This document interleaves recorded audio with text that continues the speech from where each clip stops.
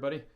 Just wanted to do a quick something here because I know I've been filming some videos here other than my last video where we went for a little drive there. A couple things about that video there.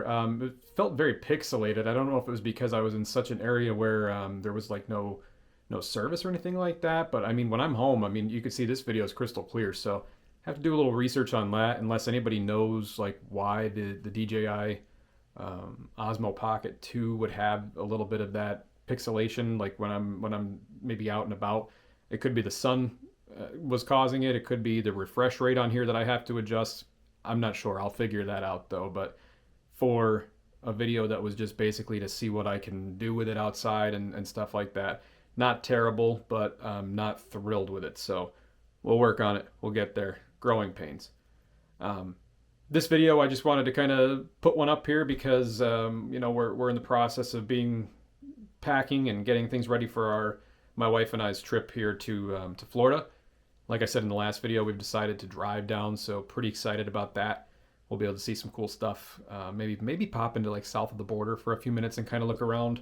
Obviously Buc-ee's, love Buc-ee's, and then a lot when we get down to Florida. So, like I was saying earlier, behind me is a bunch of guitars, and I was kind of talking about how these videos that I've had up, you see these in the background, and I thought I'd touch on them a little bit. So let's get into that. All right, so the very first guitar here on the right hand side is my Synyster Gates Schecter Custom.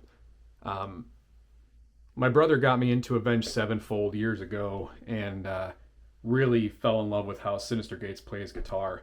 And one of my wife's best gifts she's ever gotten me was this guitar for our wedding. We've been married going on 13 years, and she got me this for our wedding and surprised me the night of our rehearsal. And it's got a lot of miles on it. I've played it a lot. It plays great. It's got a Floyd Rose tremolo, which can make it a little hard for tuning or restringing and things like that. But once you get it dialed in, really great trem. It stays in tune. You can mess with it a lot, do a lot of bending. It's got the locking nut on it as well, and that holds the tune pretty good. So the next guitar here is a Yamaha acoustic. It is the FX335C. It's acoustic electric, I'm sorry. It's got the Yamaha built-in preamp and EQ and all that. This guitar I bought just kind of as a beater. For when I'm gigging and I don't want to take a good guitar out to scratch up or anything like that. It was maybe $250, but man, this thing plays really good. I'm super impressed with it, and I would recommend it to anybody, beginner all the way up to professional. If you're looking for something just to take out as a gigging guitar that maybe you're going to a bar that's a smoking bar or something like that, and you don't want to get your good guitar all beat up, I would definitely recommend that one. The next one here is a Gibson Les Paul Studio. I picked this up during COVID, actually.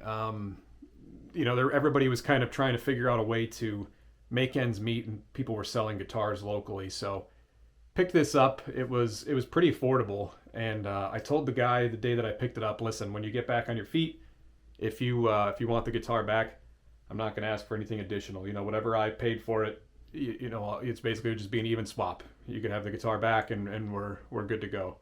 But I had never heard back from him, and hoping he got back on his feet and everything went well. But got to grab this guitar, and it was my first actual Gibson at the time, so that was pretty cool. And that'll be staying in the family. So happy to have that one. Down here in the middle, we have an Epiphone. This is the EJ200. It's an acoustic electric, a jumbo body, which is pretty cool. You could see how thick that body is on her. This thing plays amazing. I love this guitar. I think it looks amazing. I think it plays so good. Plugged in, unplugged, everything about it is great. Not a complaint. I will say that I bought this used. I bought this secondhand. The preamp on it works perfectly. It's got the Fishman preamp and EQ system there.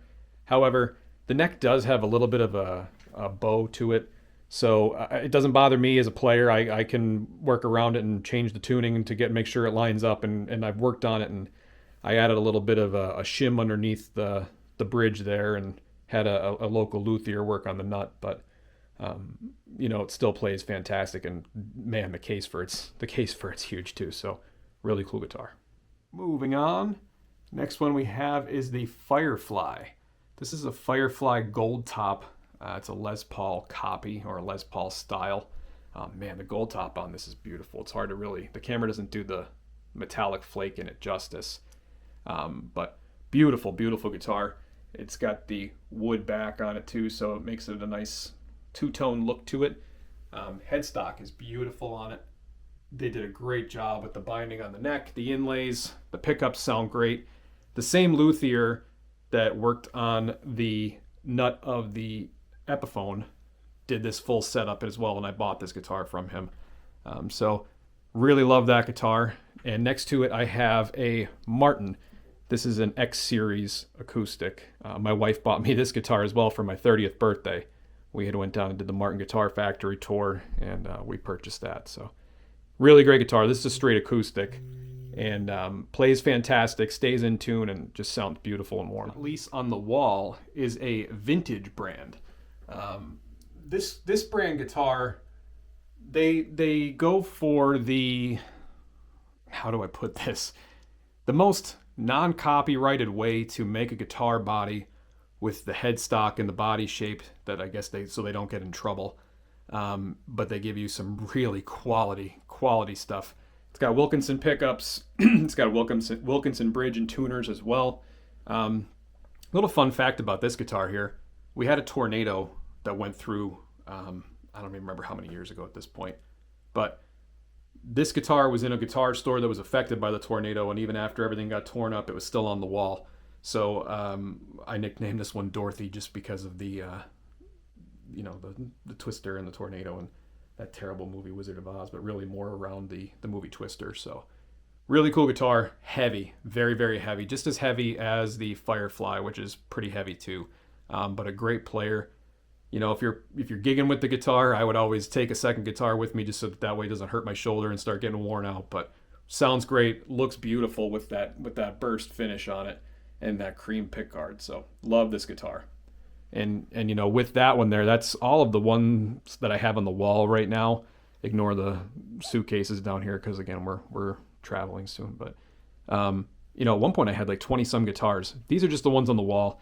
I have a couple more I'm going to show here, but these ones stay off the ground and just stay beautiful. What I have here is my Fender Telecaster. This was my very first Fender. I got this as a high school graduation present from my parents. Really loved the Telecaster look, the sound. Big Joe Walsh fan, big Eagles fan. So, you know, I got this guitar. It originally came just with the blue, and it had a white pick guard on it. But I changed that out at one point for a black one just because I thought it looked cool. And then one day I got a big chip right there up on the side, and I thought, man, that really stinks. But this guitar is one of those guitars that I wanted it to kind of be a reflection of who I am as a person, more like, you know, looking back at the things that I've done over the years, like being when I was a kid growing up, and you know, you have the Reading Rainbow sticker, you have the Book It sticker, you have Ghostface on there, the old Alien stickers. And then this sticker right here is a sticker for my best friend who passed away a couple years ago, and I have a couple of those stickers. But you know, with this theme of the guitar and how everything was about me growing up and what I had growing up, I figured his sticker, that was a place for it. It needed to be there because we were best friends. I mean, even though he's gone, we're still best friends. But we were best friends for 20 some years, and meant a ton to me then, means a ton to me now, and goes along with that theme. So works out really cool. This guitar is an awesome player. It's just fun. It's a really fun guitar. You know, I've had some Stratocasters since then, and I just can't get into the sound of them. You'll probably see one over here, but this is a project, so I'm not going to look at that one yet. I'm working on that. But this Telecaster has always been a fun go-to. It's nice and light. It plays really well. It sounds great, and it'll always be part of the collection. Here's a Stagg, S-T-A-G-G bass. My brother and I bought this when we were kids. There used to be a local music place called Gallucci Music, and we went down and we put our money together and bought this. Probably had it 25, 20, maybe more, 26 years. Um, Really cool bass. Being a guitar player, bass kind of just comes second nature. I've played this at a few shows just when we didn't have a bass player that was able to play, and I thought, well, I'll cover in just so that way we're sounding good. So, cool thing is, these are the original strings on this thing. Like, I've never had to change them. I mean, doesn't get played that often, but they've never rusted. Nothing. This bass is really really cool. I don't think this brand is really around anymore. It used to be like a lower end brand, but at the same time, they made a really nice product, kind of a close to a Fender headstock. You could easily trim this up here and round it out if you want to and make it look closer, but why not keep it original? Last but not least is the guitar that started it all for me, the Harmony Sovereign. This guitar, my parents got this for me when I was just a kid. I think I was 12. So this is, 24, 25 years old as well. And I got this out of a J.C. Penney catalog. Got to pick what I wanted. My brother had gotten a really small, like, toy guitar, and I said, I want one of my own, and I got this, and this guitar has been through the ringer. You can see that the body's starting to split. It's been splitting now for years and years. I don't take it out. It usually stays in a case just because I want to keep it as intact as it could be, without having to have it get worked on or anything like that. Just because it's been through so much. There's chips and dings and scratches that I know exactly what every one of them is from because of that. I played it in high school at I played violin when I was in high school, so the last couple years that I played violin, my music teacher allowed us to play some guitar songs in our concerts. Myself and another fellow musician, he played the violin, I played the guitar, and we had one of our other friends play piano. And this guitar played in that.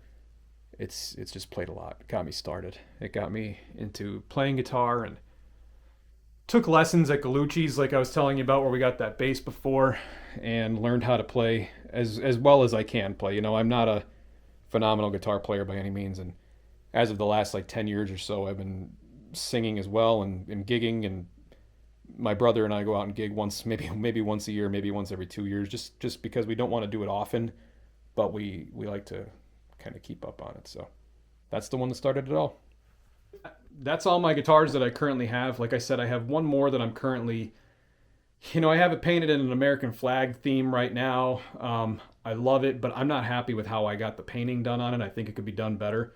So I'm thinking about sanding it down to the raw wood and doing like a mid-century alien theme on it, if that makes sense. I'm a big fan of mid-century. That's one of the big reasons I love Disney so much, with all the mid-century, use my words, Tone, mid-century theming. And I think that maybe I want to do that into that guitar somehow. I'm going to do a little research, and I'm going to hand paint it myself. I already hand painted it, but I think, like I said, I'm going to sand it down and kind of start from scratch, and then put some really cool pickups in it and kind of get her dialed in. So, but yeah, all of these guitars have different meanings. Got them from different places. They all get played. Obviously, there's certain ones that I go to more than others, especially, like this studio here is really light, so I play that a lot, just because it doesn't weigh your shoulder down. But every one of them gets played. Every one of them gets well loved. They've traveled a lot with me. They've been through a lot with me, and I'm sure I'll add to the family eventually. I think these are all permanent fixtures. I don't think any of them are going to go anywhere. Like I said before, I had other guitars, and when we moved at one point, I had sold a bunch of them just because we needed to downsize. And I really don't have the room for 20-some guitars again, nor is there a need for them, really, if you're not going to play them all. So we'll see what the future brings with that. But anyway, thanks for checking out my guitars. Maybe eventually I'll post a video or two of me playing them. I have another channel for that I have some music on that I don't really talk about much because I just don't post on it much. But maybe I'll throw a video in here once in a while of just a quick clip or something. So thanks for joining me again. Really enjoyed seeing everybody. Hope you have a great day and have a great rest of your week. Take care.